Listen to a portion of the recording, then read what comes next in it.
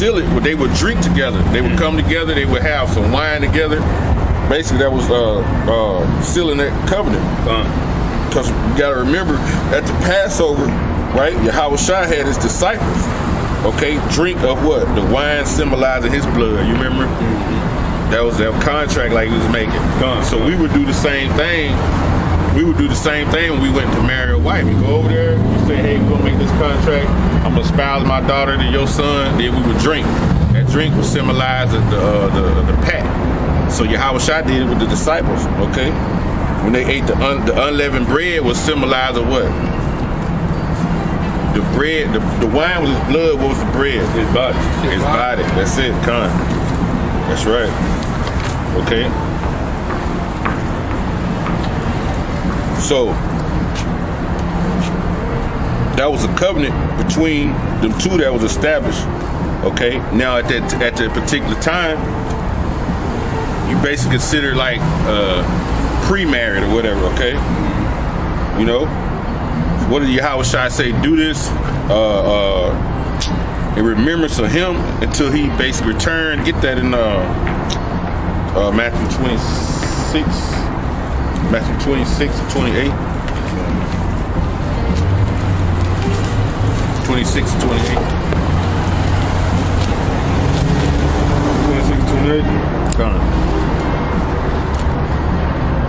This is the book of Matthew chapter 26 and verse 28. And it reads, for this is my blood of the New Testament, which is shed for many for the remissions of sins. Remissions of sins. He shed his blood really for the elect men, right? It weren't, you know, I mean, ultimately it was for everybody, but it's more for the elect. Okay. The Lord shed that blood. Any more on that? That's 29. What's 29? Verse 29. And it reads, but I say unto you, I will not drink henceforth of this fruit of the vine until that day when I drink it new with you in the Father's kingdom. So he said that he would not drink of the wine or the vine with us no more until he see us again in the kingdom of heaven. Okay? When he see us again in the kingdom of heaven, he gonna have a drink with us.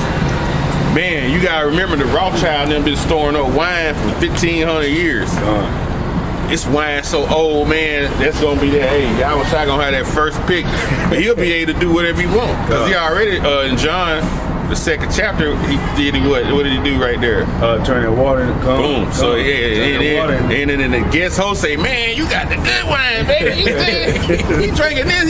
Yeah, he say the good wine. He was telling me, you say the good wine for last, man. What's going on, man? Yeah, dude told me, man, you say the good wine for last, baby. You know, that's how it's Jake them. God. See, Jake them drink in reverse. You go to a party, they'll have the Hennessy over here, then you might have your main boy, you'll get him a shot, right? But you'll have like the VSOP, you might have some other wine, but the real good stuff, y'all hide, but when it's gone, you bring out the gin. You bring out the NJ. But the Lord turned the water into wine. The dude said, man, you got the good wine. You say that for last. You know? So after that, he said he wasn't gonna drink with us no more until he returned. Okay, so when the groom, when that consummation was made between the groom them and that bride, he would basically leave that girl with her father, and he would depart to go to his home, to what was usually his father's house. He would go make get ready a bed chamber for the wife. So once they made the consummation, he'd take off and go to his father's house and leave her at his father's house. Okay. Get John 14 and 2, book of John, not the Gospel of John, not 1 John. Get John 14. Yeah, Saint John. Yeah. Let me get a you one. 14. Because the symbolic meaning of it, Yahushua really left the disciples and did what? He went back he left and he went back to the heavens. God. See, he got beamed up. Gone. See, that was like when he did the drink. It's that agreement. Then like when the man get married, when he make the agreement with the woman, when our kids like say my daughter gonna marry your son, he go back to your house and prepare that room for them to come in, and she would stay with me. Okay, you see. So that's what Yahweh did. When he drank with the disciples, he said, "Man, I'm for the road. I ain't gonna. When I return, I drink with y'all. We're gonna have a little party when I come back." That's what he basically was saying. My father's house there with a mini Boom. mansion. There, read there right there. See to say. John 14:2. In my father's house are many mansions. Boom. See, in my father's house are many mansions. This is weird. Many planets. You know, scientists are finding more and more planets every day. So Jake, through the spirit and power of Yahweh Shemel Shah, man, elect men, man, they gonna be ruling a whole planet. It's just like you over the whole earth. You ain't even been over the whole earth. Hey, Shit. that's what he try to do. Jake be like, damn, Arkansas big as hell. I've been riding all day. They're like, just think about it. You gotta go all over the whole earth. It's gonna be yours. God. You'll have families everywhere. The meek should help me inherit the earth. Come. Go ahead. For it were not so, I would have told you. See, if it wasn't so, he would have told you. Go ahead. I go to prepare a place for you. Boom. He said, I go to prepare a place for you. That's what the bride did in the ancient world. After we betrothed our daughter and that agreement was made, he would leave and go make that place at his father's house. Which Yahweh Shai father is what? Yahweh. He went back to the heavens. Okay? All right? So the actual time of his return, okay? Give me Matthew 24:36.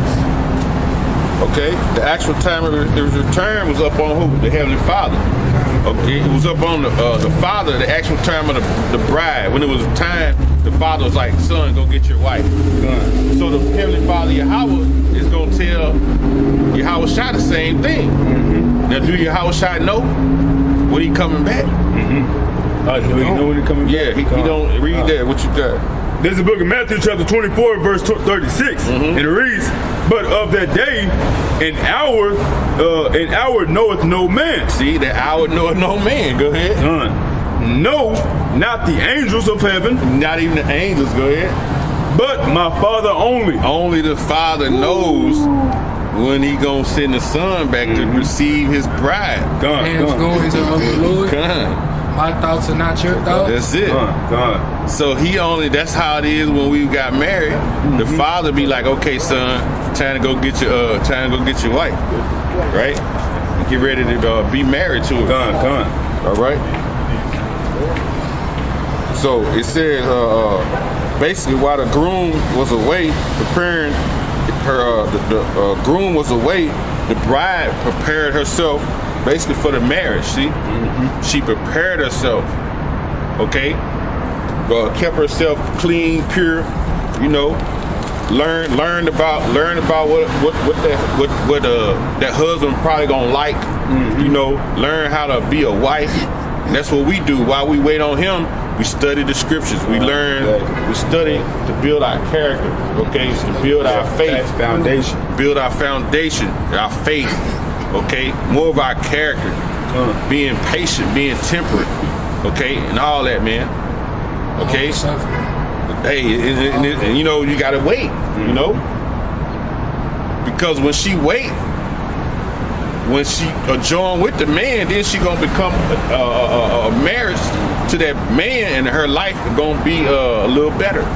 Hold that fast, and that's what you had. And she gonna bring forth seeds, man. What did he tell Abraham, man?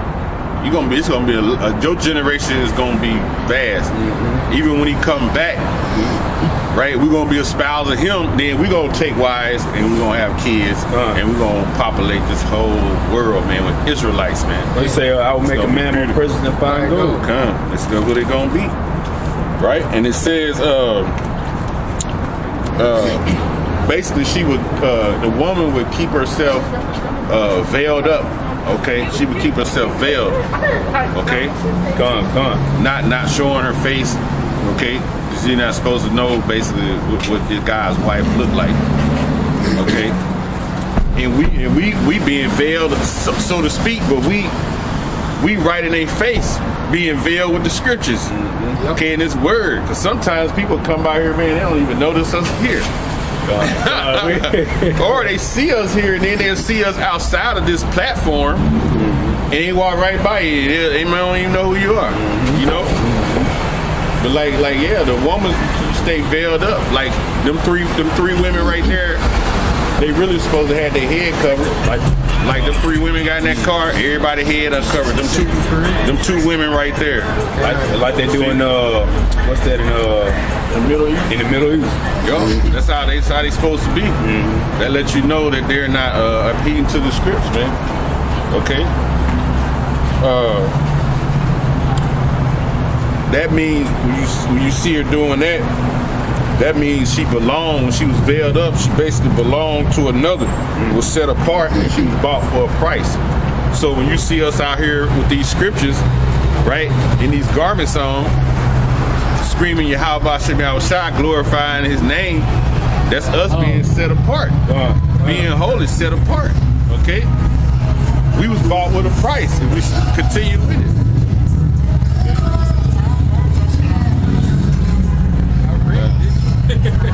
That's crazy, man. Okay, now give me get that 2 Corinthians again. Remember we read 11-2, and get that Ephesians again, 5-25 through 27. Okay. So the bride is supposed to prepare herself for the return, which we're doing by coming out on the highways and byways, pushing the gospel. Okay. All right, and the bride is to keep herself pure and unadulterated, okay? So meaning we're not supposed to be into no other philosophies, man. We're supposed to stick straightly with this gospel that's been preached. We're not supposed to be into no Islam, no Scientology, Christianity, Buddhism, you know, none of that. We ain't supposed to be into none of that, man. Lord says, Judges 10-14, go call on them God. When he comes, go call on them. Go ahead, what you got? This book of Ephesians, chapter 5, and verse 22. And it reads, 25. 25, Salaki. And it reads, husbands, love your wives, even as Hamashiach also loved the church. So it's telling us to love our wives as he loved the church. Okay, he had the utmost love for the church, man. So when we get the wives in the ancient world, we were supposed to love them, man. Okay, you know, because they were put here to basically submit unto us and serve us. So we were to love them, man. Going back to Genesis. No, got a shirt on. Go ahead. And gave him Salaki. And gave himself for it. He gave himself up for it. He died, man, to have that wife, man. You know, to have that wife was the nation of Israel. Go ahead. Verse 26, and it reads, that he might sanctify and cleanse it with the washing of water by the word. So the washing of the water by the word. No such thing as we don't be dumping people under the water no more. You get baptized by hearing the word, man. You read in Acts with Peter now. Acts the 2nd chapter tell you, hey, the men said, look, y'all got great preaching, man. Cause if they keep this up, he gonna walk right into that shit. He ain't even looking. Oh, he missed it. He looked down right at the moment. You know? So it was like they said they preached that word, and he said if we leave them alone, they all gonna be converted. But in that same day, they said 3,000 was up in one day. In the book of Acts, 2nd chapter. 3,000. That's a lot of people. Go ahead. And it reads, verse 27. That he might present it to himself a glorious church. Israel, go ahead. Not having spot or wrinkle. Not having spot, meaning a blemish. Go ahead. Or any such thing, but that it should be holy and without blemish. That you should be holy, separated, without blemish, without spot, without blame. Okay? And the way you do that, man, is you continue in the scriptures. Okay? All right? Now what you got?